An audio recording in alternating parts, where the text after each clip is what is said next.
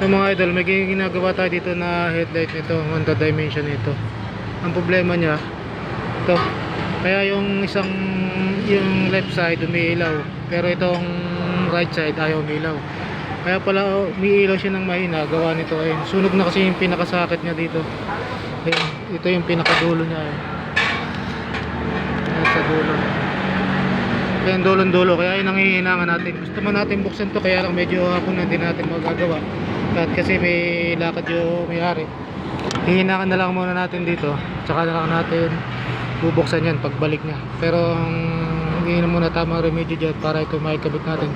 Papagana natin yung kanyang right side. Yun lang mga idol, tingnan natin.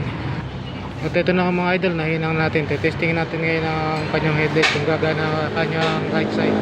Ito kasi ayaw gumana. Gumagana siya mahina, pero ngayon testingin natin kung pares na siya ng lakas.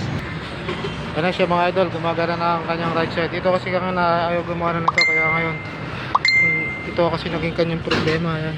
Eh medyo gabi na, magagabi na, kaya hindi na natin to mababaklas. Pagbalik na lang niya kasi may lakad sila ngayon. Pinaremedyoan na lang muna. Kasi ito na yung set nito, kasi naka-set up na kasi lahat ng kuha nito, fuse box. Kaya hindi natin makakalas ngayon. Medyo matatagalan. Kaya pagbalik na lang niya. Pero ito muna remedyo na ginawa natin para matapos na natin ginawa. Kaya mga idol, maraming salamat. Thank you for watching.